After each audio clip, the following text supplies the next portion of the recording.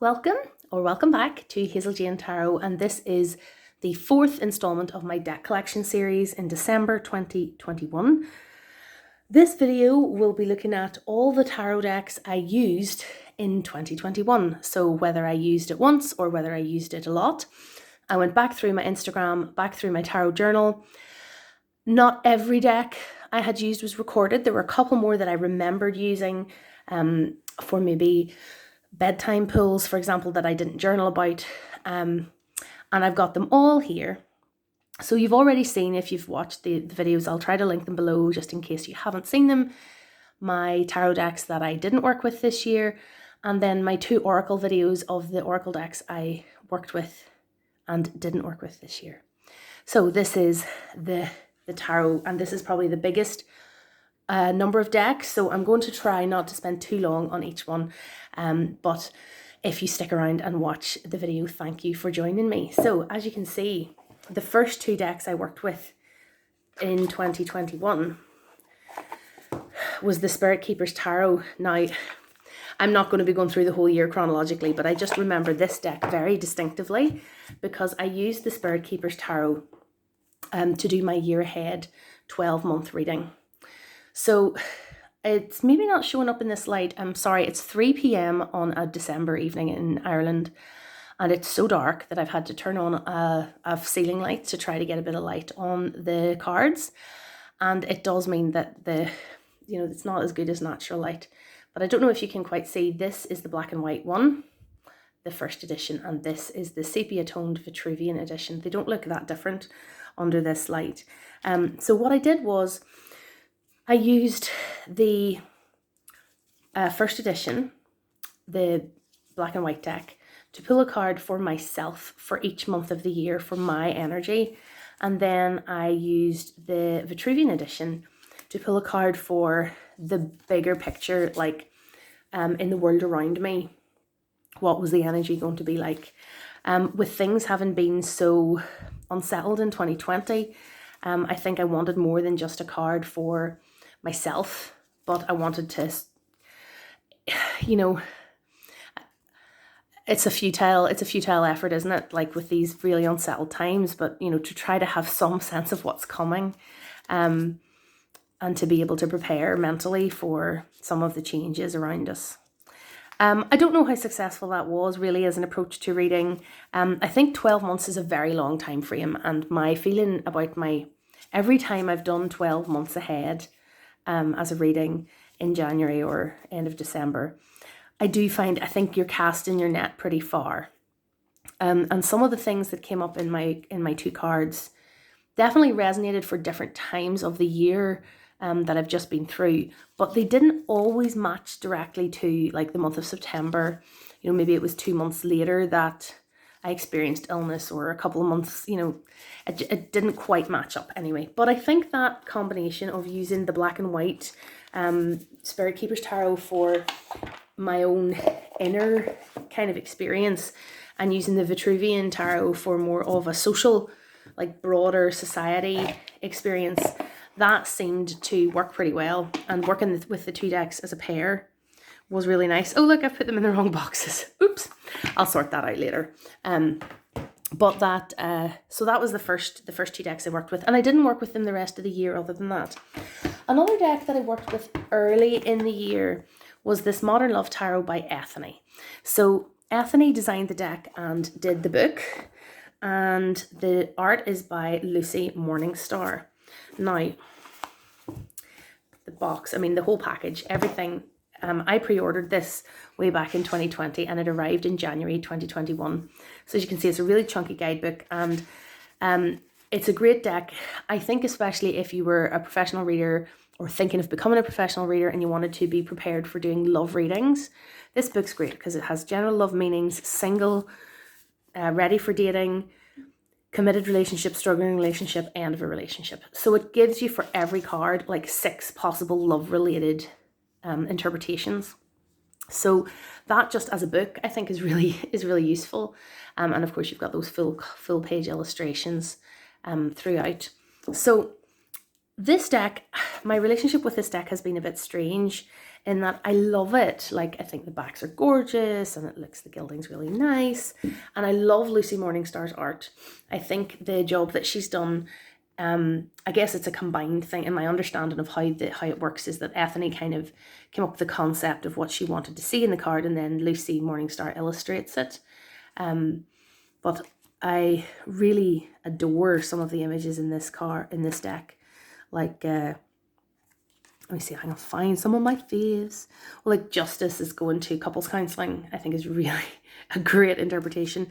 I love this 10 of Wands. You know, this sense of juggling and to-do lists, and you know, it makes me think about me as a working parent, and you know, the calendar on the wall with everybody's commitments on it, and work commitments, and you know, right now you're trying to get all the Christmas presents wrapped, and you know, there's just always a lot of stuff to do. And I think this card is amazing, and I love that Wednesday, Thursday, Friday is illustrated behind as very clever little nod. Very fun 3 of Cups. See, I'm taking too long about this. I wanted to be quicker on each of the cards. Let me see if I can find a couple more of the really good ones. 10 of Swords, divorce papers, and all the knives on the wall is great. I mean, the art is gorgeous. Like, I really, really love the art in this deck. The Lovers, or the 2 of Cups, look at that. The older couple is gorgeous. Look at that Queen of Wands. Like, she's amazing. This card, oh, I think this was the card that made me buy the deck. The 8 of Wands, how she's just pulling her partner with her, like just out into the adventures ahead. It's gorgeous. I love that. The 8 of Cups, packing up, moving on. I mean, the concepts are great. I love it. And I have hardly used this, and I really don't know why. I think one of the reasons why might be I don't like the way the gilding feels in my hands. And I'm not normally like that with gilding. Like, I really like gilded decks, and, you know, I like how pretty it is. Like, I'm not complaining about that, but there's something about when I shuffle it, it's a bit sharp. And it's not so bad. Like, it doesn't hurt or anything. It just is a kind of an uncomfortable feeling. And yeah, I don't know. I haven't used it that much. And look at that 5 of Pentacles. Oh. So it's definitely one that I want to work with more. I don't think I would ever want to move it on because I love the art, and I think it's a really well conceived deck. I just haven't really worked with it so as much as I should. So I used it a handful of times, but not really much more than that. Right, I'm going to have to speed up. This might hurt. It's such a great deck. Everybody's really familiar with this. I love this deck. I think I only used this a handful of times this year. I love the color coding, the way this has been colored. Like, the swords have got this kind of tealy grey blue color. The cups have all, look at that 2 of Cups, it's amazing. The cups all have this lovely blue throughout, like a kind of violet and blue. And then we have let me find one. The wands all have this lovely orange. And then the pentacles have like a kind of a greeny yellow almost color in the background. And it means that when you set out a spread, there's a Queen of Wands again, I love her. Or there's the King of Wands, I love her. I really like the way this whole deck is designed. It's really really diverse cast of characters, and I just, yeah, it's great. In the guidebook, the creator, who's Isabella Rotman, actually tells you who some of the people are, like, you know, a particular friend or her grandfather or whatever that she has based some of the images on, which I think is sweet. But I prefer, you know, I don't think about it as who that is in the card. You know, it's more generic person to me. But yeah, this is such a great deck. I haven't used it tons. Oh, I got the black holographic edging. Do you see that? Ooh, so pretty. So I haven't used it tons this year. I used it a little bit. It's a kind of a go-to sort of general use deck as far as I'm concerned. You know, it's not tailored to one particular type of reading or another. This was a find this year, the Tarot of the Mystical Moments. This was really hard to get in the UK. I didn't pre-order it, and then it sold out and was nowhere to be found. And this particular copy was sent to me by the wonderful Kenneth at Common Hawthorne. So if you're watching this, thank you, my friend, for sending this to me. I was so delighted to get it. I have used it, again, this is another one I used a few times, but I haven't really got into as much as I'd like to. I love, the art is by Catherine Wells Stein. I have her Oracle deck as well. And I just love her work. It's the kind of art I would hang on my wall, you know, I really like looking at it. And some of the concepts are just, oh, look at that. The way her dress turns into the crack in the ground, and oh, it's just beautiful. So that sort of surreal, dreamy quality to the art I love. So it's glossy, it's gilded. That gilding does not bother me in the slightest. It's not annoying at all. So I don't know what the difference is, but it's a gorgeous deck, which I need to use a little more than I did this year. I just used it a little bit to try it out when I got it new. The Afro Goddess Tarot Arcanas, I used for a few readings in the middle of the year. This deck is, every time I get it out of the box, I have to give it a sniff because it smells amazing, and it has this lovely matte gilding, which is so nice. So this deck is by Andrea Furtick, and I used this for, I think I did a week or two of my Instagram readings with this deck, and I did a few spreads for myself with it. It is just like velvet. It's such a nice deck. So it has this shiny back with that sort of embossed design, and then the fronts are that, I mean, somebody described it as feeling like skin in a video that I watched. It might have been, I can't remember, but it feels like skin. It's just like the velvetiest, nicest cardstock, and because the backs are shiny, there's none of that issue of with rose petal finish that you get of cards clumping together. Like, so it's just it's like a Rider-Waite-Smith based deck, but it's oh, it's just so colorful and lovely, and oh, I love it, and it smells gorgeous. So it's a lovely deck, and one that I have dipped in and out of a few times through the course of the year. This is the thing when you have a larger collection. Like when I used to have only a few decks, I used the one deck for months and months and months solidly. But now, you know, I'll not have any one deck out for that long, because then it means you don't get to use anything else. So sometimes I would even do readings with a mixture of decks for different things, like use 2 or 3 decks in one spread. So this is the Painted Tarot by Sophie McKay Knight. I remember I paired this very happily with the Sacred Creators Oracle by Chris-Anne. The colours in those 2 decks just blended beautifully. I also paired it with the Painted Runes, which is the Oracle deck by Sophie McKay Knight as well. So yeah, this deck is just, this is one of my favourites really. It's like a little art gallery in a box.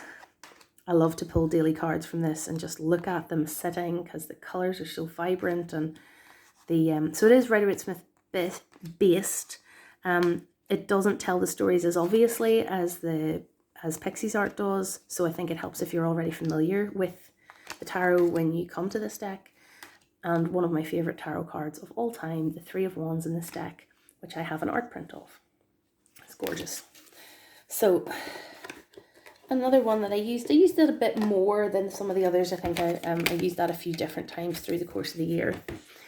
The Morgan Greer Tarot, an oldie but a goodie, in its tattered little box.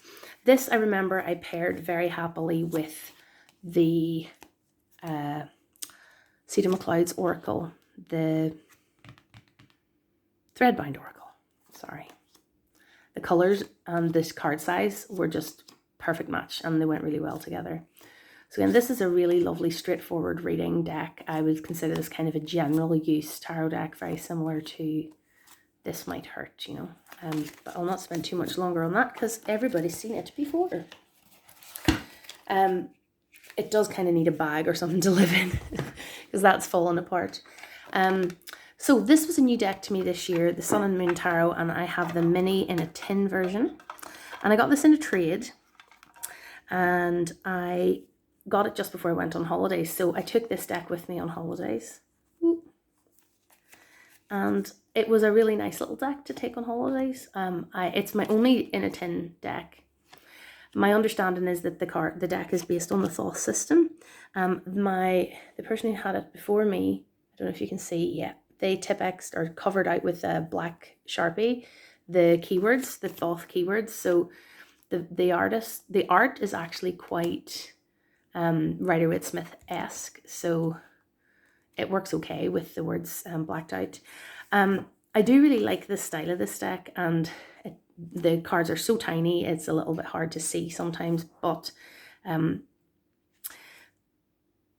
it's one I remember. It was on and off my wish list a couple of years ago, and I wondered whether to get the larger version or the smaller version. But now that decision has been made for me through that trade, and I do like it, and it's nice to have a travel deck. A deck that surprised me that I wanted to use it is this one. So last Halloween in 2020, I came across this copy of the 1972 Blushing Fool Rider-Waite-Smith in a charity shop, and although I always have to caveat that with, I did pay £50 for it. It wasn't like they had it in a collector's items case. You know, I didn't score it in a charity shop for a fiver. It's got the most lovely cardstock. And yeah, because it is a collector's item, you know, you maybe think, oh, this is one you would want to keep. But I don't really want to have something that I'm not going to use. I have found, like, I never read with the Centennial Rider-Waite, which is the other version of the Rider-Waite that I have. And I never ever used it. It's in order. It's just a study deck. But I have found that I have wanted to read with this deck. And I don't really understand the difference, because this deck is the same deck, but the colours are slightly different, and it feels so nice. It's so nice to shuffle. It's just a lovely deck to touch. I found I was reaching for this for very practical readings. Like if I had an issue at work, like there was something that happened with a person at work that I wanted to understand their motivations a bit more and what was going on around my relationship with this particular person. And this deck was the one I reached for to read for that situation. You know, that kind of thing, like just really practical everyday things have been what I've wanted to use the Rider-Waite for. And sometimes I find myself wondering, do I really need all these other decks? Because this is just such a great fast read, because I know the imagery so well. But anyway, but we have all these other decks, so we can enjoy them. So the Tarot de St. Croix, this is a deck that I won in a giveaway from James Feeney over at Lemniscate Logic. Such a score to win this in a giveaway. I don't hate the orange. I know some people didn't like the orange, and the new version of the Tarot de St. Croix doesn't have the orange borders, but I don't dislike the orange. I used it, I tried to use it for bedtime pulls for a while. Didn't really work for me. I think the imagery is in some cases too unfamiliar, and it needs a little bit more of concentrated use. Like, so rather than just pulling a card at bedtime and looking at it and going, oh, and then going to sleep, I needed to maybe use this and pull a few cards and, you know, have my tarot journal out and think and reflect a bit more about the reading. I know some people adore this deck. It's not, I don't connect with it that well yet. I like it. I think some of the interpretations bemuse me a little, and some of the interpretations I really love. Like, that's great. But whereas that confuses me a little more, do you know? So it's still not, I'm still not sure if it's really going to be a forever deck for me. But I do like it, and I am going to keep using it a bit more, you know, to get to know it a bit better. A deck that I got in a trade, another trade this year, is the Good Tarot by Colette Baron-Reid. Yeah, this is not a deck I would have bought for myself, but it was more a situation where I had a few decks that I wanted to move on, and I was looking at what people offered me for trade, and this was one of the things that I was offered, and I thought, oh yeah, I'll give that a go. I don't think this would be a good deck if you didn't know tarot. I don't think the images really tell the story of the card in a useful way. It's very pretty though. It's nice to look at. And yeah, so I think I used this for a week of Instagram readings, and I don't think I used it for much beyond that. So I haven't really got to know it that well yet. I don't know if it's a deck I will keep forever, but it's certainly very pretty and it's worth taking a bit more time with. As you may know, one of my favourite Oracle decks is a Colette Baron Reid deck. So it may be that this I might need to use the guidebook to get the good out of it, and see what she's written about the cards. I'm not sure. This is the R Black Tarot, so you can see the embossed black tarot, and this was a limited print run independent deck that came out this year. I know I've talked about it quite a bit, so I don't want to repeat myself endlessly, but this is a deck where the quality of the artwork and the quality of the production value of the deck are not equivalent at all. So the art is amazing and the deck is kind of printed on not great card, quite, it has sharp edges and so on, and it's very small, not kind of what we maybe hoped for initially when we saw how good the art was. And my hope is that this deck will get picked up by a mass market publisher. Like somebody like Hay House could do an amazing, gorgeous, bigger Oracle card sized run of this deck, and it would be amazing, and I would get it as well. I have no regrets about supporting the project and buying this indie deck, even though the quality is not great, because the art is so amazing. And I'd been following Art Black's creation of this deck for a long time. So I love it. I mentioned in a previous video when I talked about it, I feel like this deck has quite a masculine energy, and I found when I wanted to read for my relationship, tune into what's happening between myself and my partner, this deck has been quite useful in that regard. Although I think it's kind of like the Rider-Waite-Smith,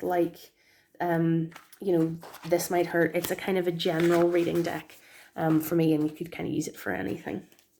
So another deck that I got new this year, the Universal Celtic Tarot, and I think I actually missed out on including this when I did my summing up of the new decks I got in the second half of the year. I had forgot about this for some reason.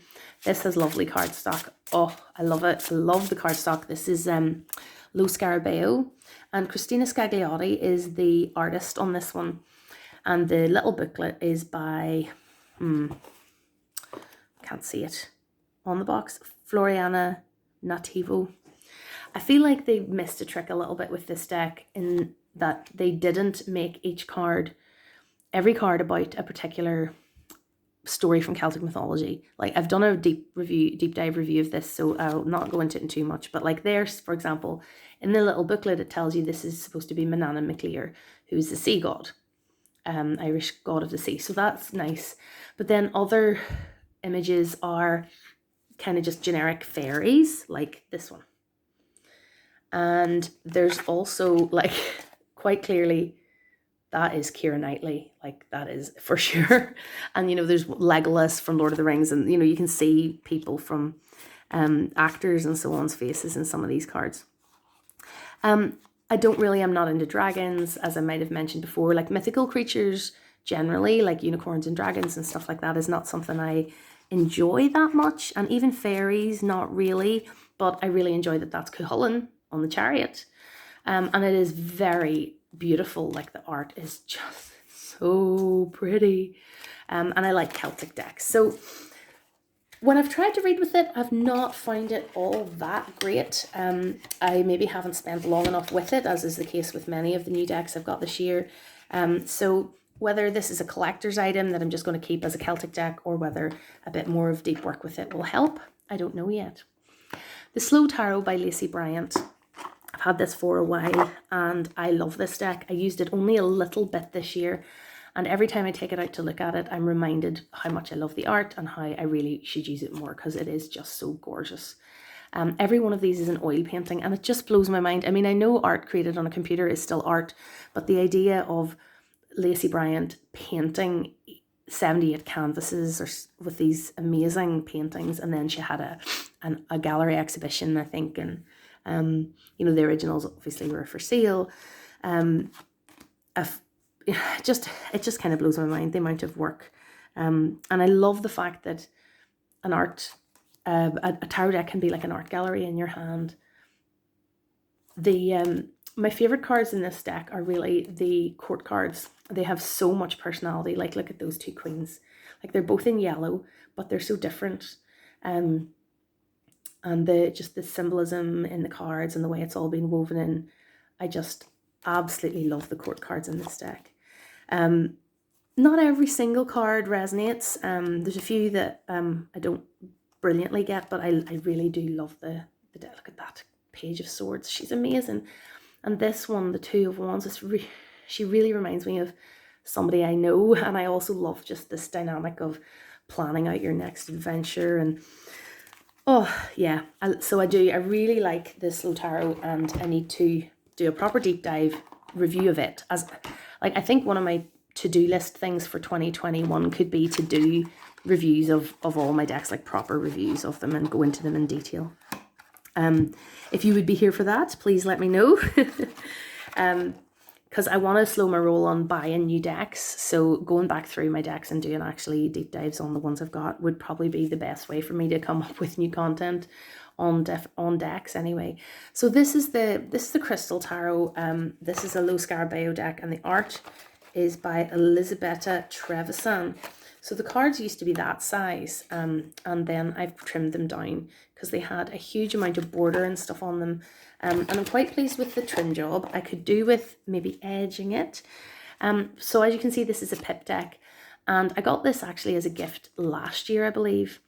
I really like the way the majors and the courts are done. They're really pretty. I started doing Tarot on Earth with Tom Benjamin. So there's your Queen of Pentacles and Queen of Swords. I went through Tarot on Earth from Tom Benjamin, that book, to study how to read pips, really so that I could use this deck, so I could work with it. But I found quite quickly while working with it that some of the pips, I found it a little bit hard to read, like how many were in the image. Like, they're so nice.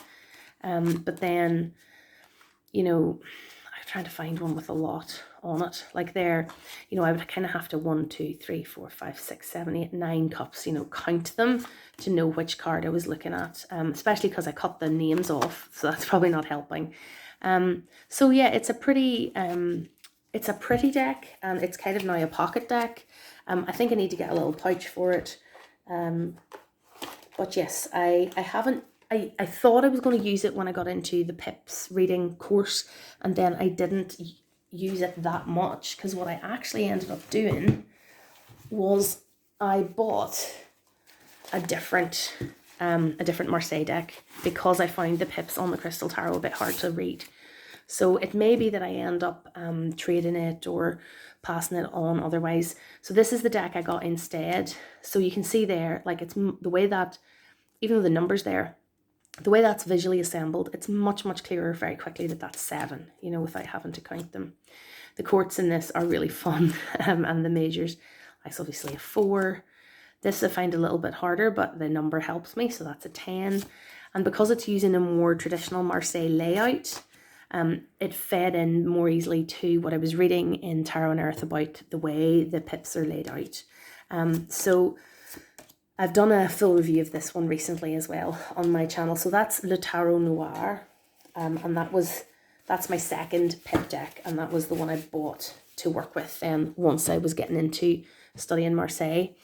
A kind of a pipish deck that I did use briefly, I think. Yeah, there was a couple of reasons I used this. I used, this is the Tarot of a Moon Garden. I have no idea who it's by. This was my very first tarot deck. I've had this since the late 90s. I think I bought this in 1997, and it has been trimmed only because I tried to edge my ancient white cards with their very dinged up edges, and of course it bled everywhere and made a total mess. So adventures in deck edging gone wrong. So I had to trim all the white border off, and I ended up with this. So this is quite a pipish deck, and I think I will be more confident reading with it now that I've done the course on how to read pip decks. But it's very pretty. It was my only tarot deck for nearly 20 years. And I pulled it out, I think, earlier in 2021 when I was starting to feel quite unsettled by the lockdown and everything earlier in the year. And this was kind of like a, not quite inner child, but more like a comfort blanket, like just something really familiar, really from before anything was crazy and difficult, and was quite comforting to work with. So that's the Tarot of a Moon Garden. Early in 2020, I also worked with this one, which really needs a better bag. This is the Anna K Tarot. It doesn't live in its box because the box is huge. So I used this, I think, like maybe last January. It does have a kind of a wintry feel to me. It sort of has a bit of a feel of sitting around a fire, listening to a story, you know. It does really feel like a Northern European fairy tale book, or, you know, it has that sort of illustrated fairy story feel to it. I liked it okay. I think this is another one of those decks that, you know, other people really love, and it was maybe a foundational or early tarot deck for other people. But because I got it quite late on when I already had a lot of other decks, I haven't connected with it quite as well as maybe as others have, but I did like it. A deck that I used very little this year, and it is a real favourite, so I want to try to pull it out a bit more in the near future, is the Dreamkeeper's Tarot, and this is by Liz Houston. So this is the indie version of the Dreamkeeper's Tarot. I haven't got yet, but I've debated getting the mass market version just to get the guidebook, because I didn't get a guidebook when I bought this. I just got the deck. I love this so much. I became really obsessed with this art online when I first saw it. So when this very first came out, my daughter was very young, so it must have been about 3 years ago. I was awake a lot at night. I was up feeding her in the night and really sleep deprived, and I was sitting on Instagram just staring at images of this on Liz Houston's Instagram, and I went again and again and again to have a look at the images, and just and I ended up not getting it, and then finally pulled the pin and bought it. And it was my first independent tarot deck that I bought from America, and yeah, I love it, and it's very moody and kind of creepy, and I do love it. So I just need to pull it out a bit more often. A deck I worked with quite a lot in 2022 is, or 2021, I'm predicting the future, is this Mysteries of Mary Tarot. So this was a new deck to me, and I used this for kind of a daily card or a bedtime reflection card, where I would pull a card and then read the entry in the guidebook. I got it, I think around May time I started using it, and then it sat out for a few months. May is the month of Mary, or that's what it was when I was growing up anyway. I really like this. I think that the art and the time that has gone into creating all these little shrines is amazing. I think in hindsight, I do regret getting the gilded version. The gilding is, does not make the deck nicer to work with. The cards are kind of unevenly cut, and it just makes the gilding a bit sharp. And, it's coming off in a few places and so on. So if you were thinking of getting the Mysteries of Mary Tarot, I would say going for the ungilded version would be probably the best move. It is quite an expensive deck. And it is kind of, I think, a special deck. It's quite spiritual in its messages. It's not really like a deck I would use to read for everyday life. It's very specifically for spiritual reflection, that kind of thing. Another deck I used only a little bit this year. I used it for Instagram readings for a while, a couple of weeks, and I really liked it for that. Is the beautiful Korea Tarot. Somebody always asks how to get this in the comments below. It's quite hard to get. It's only available in South Korea, and I had a member of the tarot community who lives in South Korea help me out by ordering this for me, and then I paid him the money for the deck. So it's not one that I was able to order because the website was fully in Hangul, and my knowledge of Korean is really limited, so I didn't know, and I wouldn't have been able to read or order it myself. So This is just a gorgeous Korean tarot deck. It is a very general tarot deck. I would put it with like a Rider-Waite-Smith clone, or, you know, with This Might Hurt, or that sort of deck, as being a very general use deck. But because I lived in South Korea for a year, it has a very specific nostalgic connection for me with that time. And I enjoy like reading up a bit more on some of the cards and what the imagery, you know, what the story is from Korean history or folklore or whatever that's being referenced. So this is a lovely deck, and it lives in one of my Kelly Bear pouches, which I love. So what else? My battery is low, so hopefully I'll get this finished without my battery running out. These two decks I used in a kind of similar way. So this is the warning, there's going to be some nudity for a little minute in these cards. So this is the Story Medicine Tarot and the Story Medicine Tarot Animal Woman. So that's the little booklet that came with the first one. The second one doesn't actually have any kind of guidebook. So these decks, they are both kind of similar, but they're also quite different. That's, yeah, which tells you nothing at all. I've had the first one, I've had this one for a while, and I would use it on and off. It's particularly good, I think, around issues to do with female health, menstruation, motherhood, childbirth, all those kinds of issues to do with healing in those areas, and issues that you might have in those areas, and working through those kinds of feelings. Like, some of the images are very powerful. And it depicts women through a range of ages and life stages, and yeah, I mean, and then this deck, the Medicine Woman, is a little different. It includes a lot of animal energy, and it has these affirmations on a lot of the cards and keywords on the cards. So it's quite different in that way. And the art style, you can see, has evolved a bit and is a bit more textured, a bit more colourful as well. This deck, I find, is a bit, it's also quite a healing deck, but maybe a bit more broadly to do with the whole of life, and not so much focused on physical, biological experiences, and more on, you know, just life in general. I don't know, I'm maybe not explaining this very well, but I find both of these decks work very well with a Mind Body Spirit 3-card spread, or 6-card spread, you know, with 2 cards in each position, something like that. That seems to me to be the best way for me to use both of these decks. And I don't really feel the need for another deck like this, because I have these two. So for example, there was a lovely deck that came out this year called the Self-Worth Tarot that I considered getting, and I liked a lot of the things about it, but I felt it would overlap with the way I use the Story Medicine Tarot, and because I have 2 of them, I didn't really feel like I needed another. Another deck in my collection that I used a lot this year is the Gaian Tarot. This deck I actually brought with me to Glastonbury, and I mean, you've seen this before if you've watched my channel before.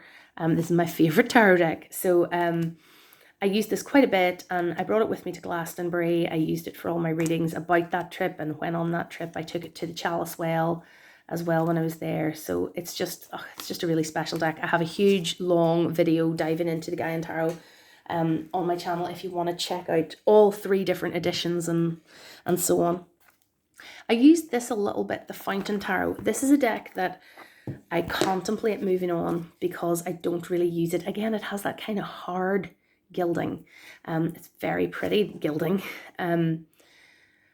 So I think about moving this deck on. Sometimes I find the art a little unsettling. It reminds me sometimes of a Francis Bacon painting, if that makes sense, if you're familiar with his art. Obviously not that one, but something like this. You know, the human bodies are quite, yeah, it's harder to see. It's more, it gives you an impression and a feeling, and it's not always a comfortable feeling. So I think about moving this on, and then I look at it again and I think, oh wow, this is just really, it's again an art gallery in a box. So this is a deck that I might at some point trade or otherwise move on. I only used it, I think, for Instagram readings this year. I don't think I read for myself with it at all. But that's the Fountain Tarot. And we're nearly at the bottom of the pile, the Fairy Wicca Tarot. So this was a bit of a find earlier in the year. I think it was Bonnie at Old Soul Mermaid had got a copy of this, and that got me on to wanting to get it because it has Irish on it. And I'm starting to learn Irish, and I'm thinking how great it would be to have a tarot deck with Irish on it. And that is really cool. And I like the majors and the courts the best in this deck. One thing that does annoy me a little bit with the Irish is like it's Ardree, which is High King, and Doan, which is Earth, but of. Like, she could have used the word for of in Irish, and then the whole title would have been in Irish. Like, I find that mixing of Irish and English a bit strange. Like 5 of air, she could have put the number 5 and used the word for of, or just put the number 5 and air, you know, so that it wouldn't have been so obviously a mixing of 2 languages. Like, I understand, you know, if you had Cuig, the air, it might not be as obviously accessible to other people because they might not know Cuig is 5, but if you put the number 5, anybody could read that, and then an Irish language speaker could read the Irish word for it. Do you know what I mean? So here we have like a really nice balance. We have in the majors the Irish language and then the English on the card plus the number, which works really well. So I don't know why they didn't do that throughout. The minors I find a little more difficult. The little guidebook does tell you a bit about how the minors are supposed to be a journey to a fairy realm, and each suit matches with a fairy realm and a province of Ulster and a cardinal direction, and you know, there's a lot of thought in it that way. But I'm not particularly wanting to journey into any fairy realms. It's not something I would be wanting to undertake. I have an Irish person's caution when it comes to the fairies, so I think I maybe could read it as a pip deck. I also read the Fairy Wicca book by Kisma Stepanich, and I read up a bit on Kisma Stepanich's work more broadly, and I'm not sure that I fully chime with her whole sort of, well, no, I don't chime with her whole overall worldview and religion and so on that she has created with Fairy Wicca, because Fairy Wicca is a kind of subgenre of Wicca that Kisma Stepanich teaches, and that's not for me, but that doesn't mean that the deck isn't for me. So it is one I want to work with a bit more, and I have a video on how to pronounce the names of the cards in Irish that is mostly correct. Another deck I used in 2021 is the Housewives Tarot. I used this at a gathering of friends. I was meeting up with some girlfriends and I brought this to read. I think this is exactly the deck for reading at a party of girls. It's got that sort of 50s housewives kind of humor to it, but what I did find actually is you can't always project your prior knowledge of Rider-Waite-Smith reading meanings onto it. And the little guidebook, it was funny because I pulled a card, I read it the way I would read that card. It didn't really resonate with my friend. We pulled out the little guidebook and read the entry for the card, and the card entry was quite a different interpretation than what I'd be used to, and that really did resonate with my friend. So I thought that was really interesting. So it's a fun little deck. I definitely, if I had more parties to go to, I wish I had more parties to go to. That wasn't even really a party that I brought this to. We're not in, it's not party mode these days, is it? But that is a great deck for parties, if and when such things become something we can go to again. A really recent addition to my collection is the Good Karma Tarot. This is another one that I got in a trade. It's, again, not one I probably was looking for myself. I had seen it and I had liked it, but I probably wouldn't have gone out and bought it except for the fact that it came up as an option to trade. I do like it. It's a really nice, bright, colourful deck. It reminds me a little bit of the Modern Witch Tarot in that it shows a whole lot of mostly women, but not only, in kind of modern dress, and it's a bit more diverse than the Rider-Waite-Smith. Well, it doesn't take much to be more diverse than the Rider-Waite-Smith. It's a more diverse version of the Rider-Waite-Smith. I don't think they quite got the balance between male and female characters in this deck. You know, it's mostly female, and then they have some men. I wish they had just made it more balanced. I really like the yellow backs. It seems like a great deck for a younger woman, like a teenage girl, as a first deck. The guidebook is really geared to first-time tarot readers. And with any luck, my battery will last to tell you about my very last deck in the pile of decks I read with in 2021. So the Good Karma Tarot, that deck I used for readings just recently, and I found the kind of sunny quality of it was just what I needed on some really hard days. So it has a nice cheery vibe to it, and I think I will continue to use it in that way. So here we have the Celtic Tarot, or Celtic Wisdom Tarot pack. And this is one I used quite a lot when I got it in. It's a lovely study deck for working with Celtic mythology, because each card shows you a god or goddess or a story. Like that's the Battle of Trees from Welsh mythology. And it, lets you go and dive into and read a bit more about the story and learn more about, there's a shield and a gig, about the characters. The art is gorgeous. So it's a very much like a story-based deck, but using Celtic mythology. And this, I think, is just what I've been looking for this year, like to dive into, as I've been studying Irish, to dive a bit more into Celtic mythology and understand a bit more of that cultural background and so on. And the very last deck, I realised there's one more, but it's sitting over here, that I used this year. I should have paused that before I dived away. Is the Tarot of the Abyss by Anna Turian. And this is a deck that I used a little bit when it came in, but when the most have enjoyed using it was actually just this week for my winter solstice tarot reading yesterday. As I'm filming this, it was yesterday. It seemed like just the right, like the black and white coloration, for a winter solstice tarot reading by candlelight. Like it was just the right mood, which is interesting because the Good Karma Tarot is almost like the opposite of this, and it's been what I really wanted recently, like bright and sunny and warm and positive, whereas this is also what I've been wanting, like looking at the darkness, looking at, I mean, the images in this aren't dark in the sense of mood, in the sense of meaning. The images are fairly neutral actually, but because the art style is just black and white and there's a lot of black backgrounds and so on, the mood is a bit darker. And this is just, it's so beautiful. Anna Turian's art is just stunning. That is one of my favourite cards, if not my favourite in the whole deck, which seems like a good place to finish. So if you've watched this, you can see, if you've made the whole way to the end, thank you so much. It's quite a long one. You can see with this big collection, I haven't been deep diving into any one deck. I've been using lots of decks for a little while, in and out, maybe for a week, or for Instagram readings, or for bedtime card pulls, or for daily draws, like in different ways. And I might have 2 or 3 different tarot decks on the go at once. What I really want to do as I'm moving into 2022 is slow down, not stop completely, but not buy as many new decks. This year I got about 27, 28 new decks, including our Tarot and Oracle, and that's a lot to actually work with those. And while some I don't mind having just as a collector's item, I do want to mostly use the decks that I've got. So I want to be able to spend a bit more time with things, and maybe by the end of 2022 I might have moved some more of these on, but for now I've just bought a new bookcase, so I've got some more room, so the decks can be rescued from the back of the wardrobe and put out where they can be seen, and I can enjoy having them as well as hopefully using them. So I'd love to hear your thoughts on any and all of the decks that I've described and shown you today. Thank you if you've been with me for the 4 videos of my whole deck collection. There's nearly 100 now.